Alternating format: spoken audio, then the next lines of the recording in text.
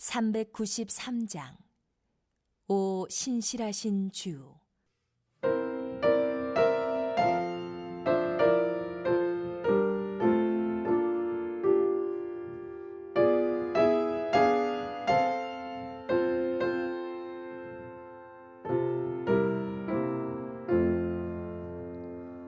오 신실하신 주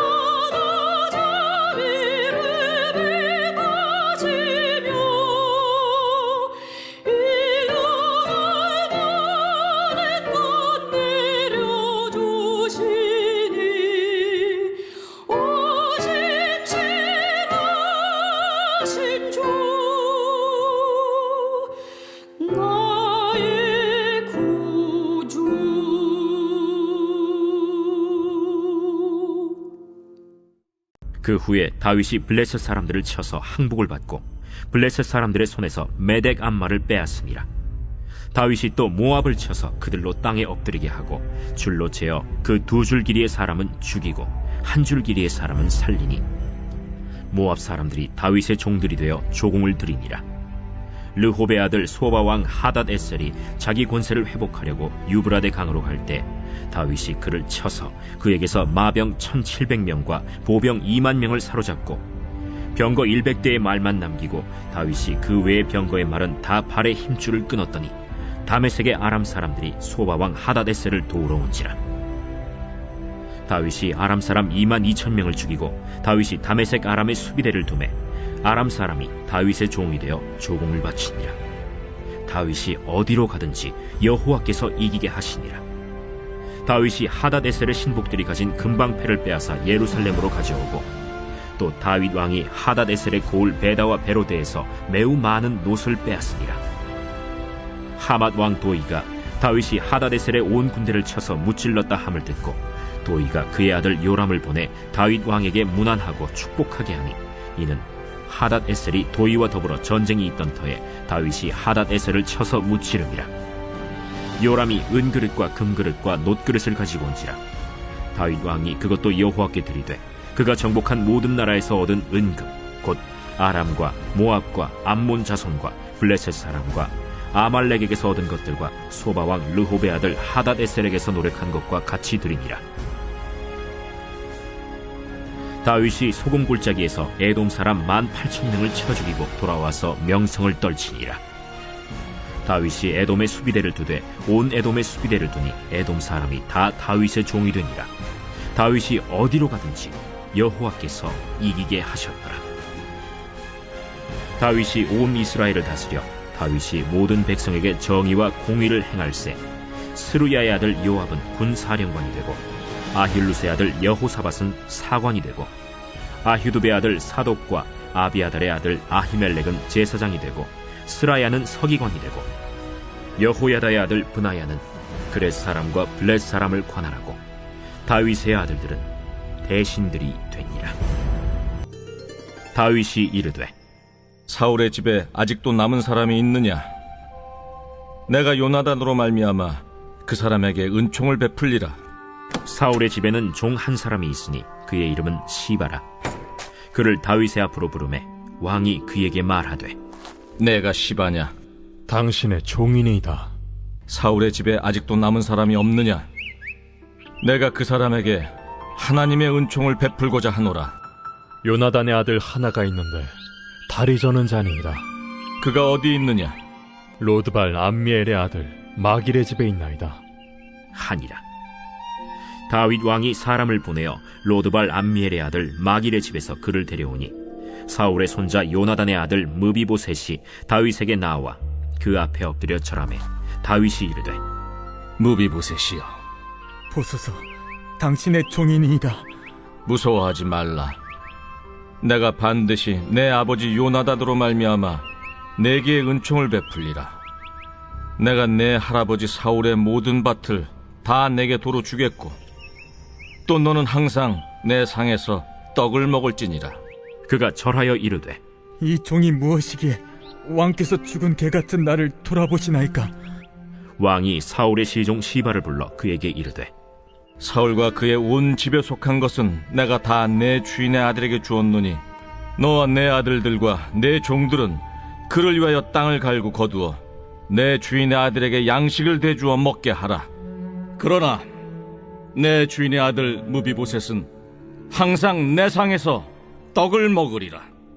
시바는 아들이 15명이요 종이 20명이라. 시바가 왕께 아뢰되 내 주 왕께서 모든 일을 종에게 명령하신 대로 종이 준행하겠나이다. 무비보셋은 왕자 중 하나처럼 왕의 상에서 먹으니라. 무비보셋에게 어린 아들 하나가 있으니 이름은 미가더라. 시바의 집에 사는 자마다 무비보셋의 종이 되니라. 무비보셋이 항상 왕의 상에서 먹으므로 예루살렘에 사니라. 그는 두 발을 다 절더라. 할렐루야. 이 새벽 사무엘하 8장과 9장 말씀을 묵상하며 승리의 비결, 언약에 신실하라 라는 제목으로 하나님의 은혜의 말씀을 나누기 원합니다. 다윗은 아직 역사의 무대에서 헤브론 지역에 거주하는 유다 족속의 왕에 불과했습니다. 그러나 사무엘하 5장부터 8장은 그가 온 이스라엘의 왕이 되는 과정에 대해서 말하고 있습니다. 특히 사무엘하 8장은 연대기적으로는 사무엘하 5장과 6장 사이에 일어난 일이며 5장이 정복 초기에 그런 정복의 과정을 말하고 있다고 한다면 8장은 온 이스라엘 영토를 확보하는 이야기라고 할 수 있습니다. 5장과 8장의 정복의 과정에 대해서 이야기하는 그 서술의 그 중심에 6장과 7장에 있는 말씀은 바로 다윗의 헌신, 6장의 주제죠. 그리고 또한 7장에서는 바로 하나님께서 다윗과 언약을 맺으시는 그런 일로 하여금 바로 다윗의 정복 그 과정의 중심에는 하나님과의 언약이 있었다는 것을 오늘 본문의 구조에서 알 수 있는 것입니다. 따라서 오늘 이 본문을 통하여 언약에 신실했던 다윗의 모습을 통해 하나님의 언약 백성으로서 승리하는 삶으로 나아가는 저와 여러분이 되시는 그런 은혜가 있기를 소원합니다. 먼저 하나님과의 언약에 신실했던 다윗의 모습을 보기 원합니다. 사무엘하 8장은 말 그대로 다윗이 어디로 가든지 여호와께서 이기게 하셨느니라 라는 말로 압축할 수 있습니다. 다윗의 승리는 앞선 6장과 7장에서 비롯한 다윗의 그 하나님의 성전을 향한 헌신과 하나님이 다윗과 맺으신 언약에서 비롯한 것이라고 말할 수 있겠죠. 우리는 언약에 있어서 중요한 것이 바로 상호 간의 신실함이라는 것을 알 필요가 있습니다. 언약을 맺은 상호 간의 언약의 내용에 충실할 때에 바로 언약 당사자는 서로에 대한 책임과 그 언약의 그 내용대로 지속해야 되는 의무가 발생하는 것입니다. 다윗은 하나님과 맺은 언약에서 신실하게 대했습니다.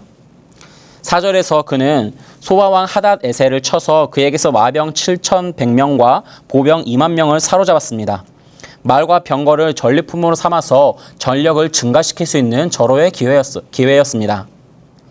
그러나 그는 병거 100대의 말만 남기고 그 외의 병거는 모두 말의 힘줄을 끊어버렸습니다. 이것은 무엇이냐 하면 바로 신명기 17장 14절부터 하나님께서 이스라엘 왕에 대한 말씀을 남기시는데 그 가운데에서 16절에 그는 병마를 많이 두지 말 것이요 병마를 많이 얻으려고 그 백성을 애굽으로 돌아가게 하지 말 것이니 라고 말하고 있습니다. 즉 병마를 둔다는 것은 무엇입니까? 자기의 힘과 능력과 자신의 권력을 기르는 일입니다. 정복전쟁을 지속해야 되는 그런 다윗의 입장에 있어서 사실은 이것은 매우 뿌리치기 어려운 유혹이었을 것입니다. 단지 병마를 많이 가져서 과시용이 아니라 실제적으로 다윗에게 지금 당장 필요한 것이 무엇이냐라고 한다면은 다른 어떤 것이 아니라 그 보병과의 전투에서 우위를 점할 수 있는 그 병마, 그 병거를 갖는 것이겠죠. 그러나 다윗은 자신의 실속을 챙기거나 힘을 기르는 일보다는 하나님과의 언약을 지키며 하나님을 신뢰하고 의지하기로 결단함으로 그 언약적 신실함을 나타냅니다.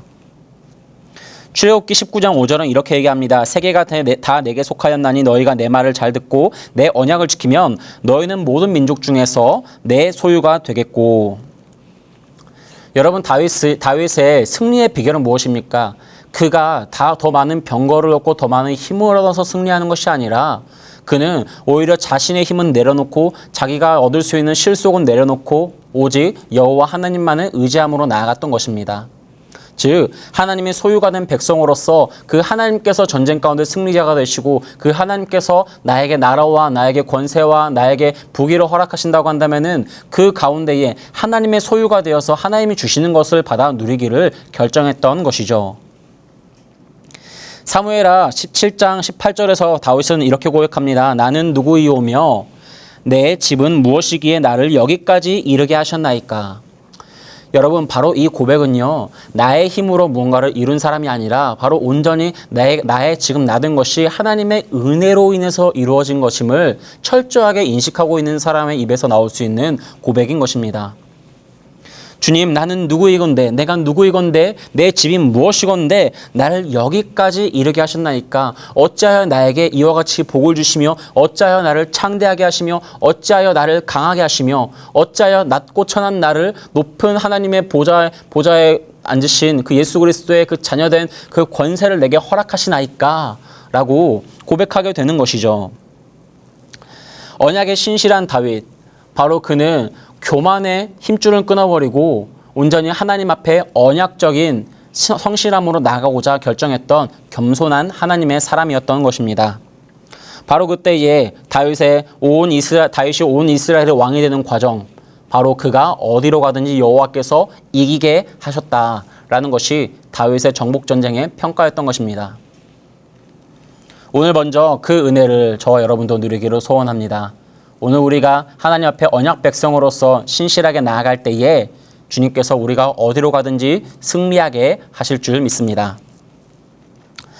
두 번째로 우리가 살펴보기 원하는 것은 바로 다윗은 또 하나님과의 언약에도 충실했지만 그가 사람과의 관계와 사람에게 있어서도 그 언약적으로 신실한 모습을 보였다는 것입니다. 성경은 15절에 다윗이 온 이스라엘을 다스려 다윗이 모든 백성에게 정의와 공의를 행할세라고 그의 통치를 평가합니다. 뿐만 아니라 그는 9장에서 요나단과 맺었던 언약을 기억하고 요나단의 아들 무비보셋에게 은총을 베풉니다. 성경학자들이 사무엘하 8장과 9장을 이어서 보진 않지만 오늘 우리가 이 본문 두 부분을 같이 읽었기 때문에 같은 맥락 안에서 읽어보는 그런 시간이 되기 원합니다.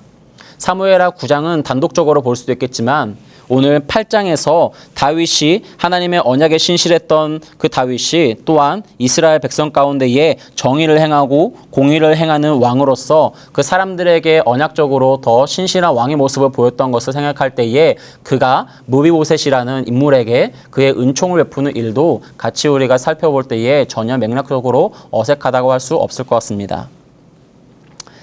그리하여 볼 때에 요나단의 아들 그 무비보셋에게 다윗은 은총을 베풉니다. 여러분, 무비보셋은요 사울의 손자이죠. 요나단의 아들입니다. 이제 다윗이 계속해서 정복 전쟁을 거치는 과정 가운데 있습니다. 여러분, 왕이 영토를 차지하고 왕으로서 다른 적들을 굴복시켰다고 해서 왕이 되는 것일까요? 아닙니다. 그 신하들로 인해서 그 백성들로 인해서 자신의 권위를 인정받을 필요가 있는 것이죠. 즉 정복이 끝났으면은 이제는 통치의 안정화를 가져가야 되는 필요가 있었던 것입니다.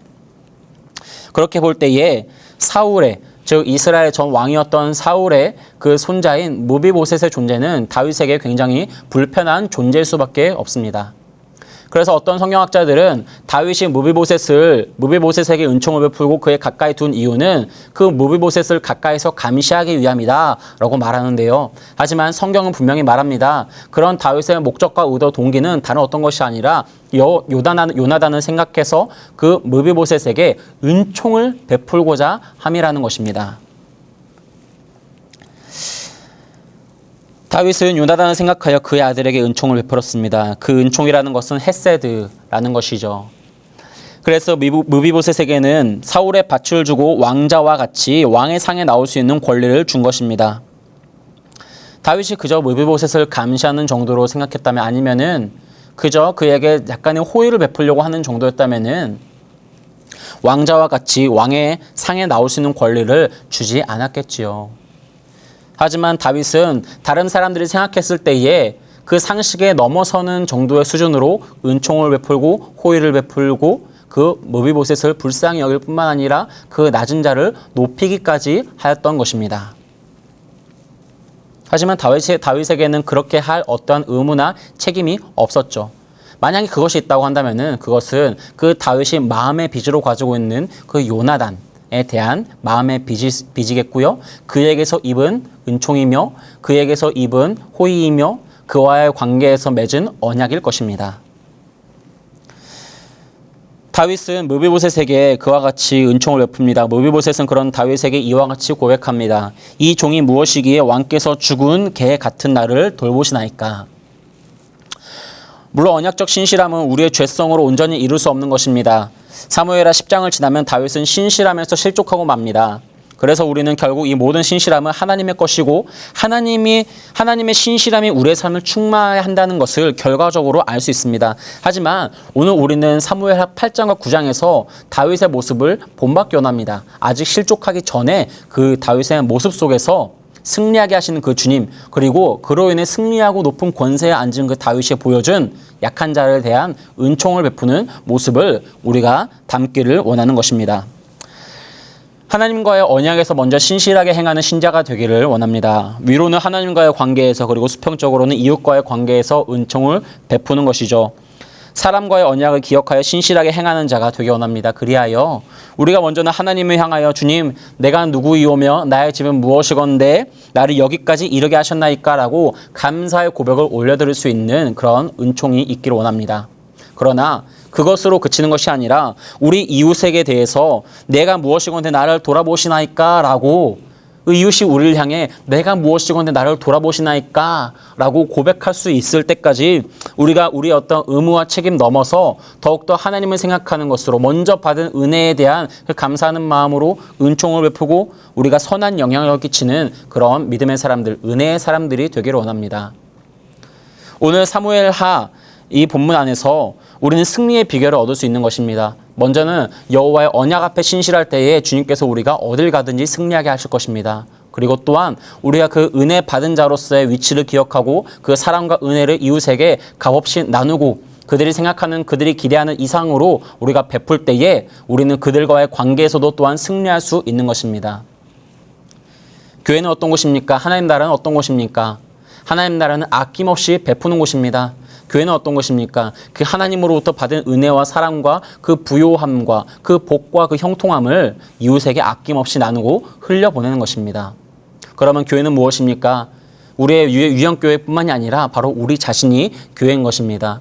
코로나로 인해서 여러 가지 어려움을 겪고 있는 시대 가운데에 교회가 요셉의 창고를 열어서 우리 이웃들에게 아낌없이 바로 우리 자신이 누군가에게 그와 같이 베풀고 선한 영향력을 끼침으로 바로 이웃들의 입술 가운데 내가 무엇이기에 당신이 교회가 나를 돌아보나이까 라고 고백할 때에 우리 주님께서 또한 우리의 모습을 기뻐 받으실 줄 믿습니다. 함께 기도하시겠습니다. 주님, 주께서 아직 성막에 계실 때에 궁전에 거한 그 다윗이 주를 생각했던 것처럼 우리가 주님을 생각하기 원합니다. 그때 다윗과 언약을 맺고 축복하심과 같이 우리에게도 그와 같은 복을 내려 주시옵소서. 우리가 교만의 힘줄은 끊어버리고 주님을 의지함으로 어디로 가든지 승리하게 하시는 여호와의 손길을 경험하게 하여 주시옵소서. 그리하여 주를 향하여는 내가 무엇이건대 내 집이 무엇이건대 내게 복을 주시나이까 라고 고백할 수 있는 은혜 입은 성도가 되게 하시고 세상에 대해서는 내가 무엇이건대 교회가 성도가 나를 돌아보나이까 라고 고백을 들을 수 있는 그런 은총을 베푸는 인생들이 되게 하여 주시옵소서. 감사드리오며 이제는 우리 구주 예수 그리스도의 은혜와 하나님 아버지의 무한하신 사랑과 성령님의 교통이 오늘도 하나님의 부요함 안에서 언약 백성으로서 하나님과 언약적 신실한 관계에 이르고 또한 이웃을 향하여는 은총을 베풀 수 있는 그런 은혜의 삶을 살기 원하는 모든 믿음의 사람들, 모든 은혜의 사람들, 모든 언약의 백성들 머리 위에 이제로부터 영원토록 함께 있을지어다. 아멘.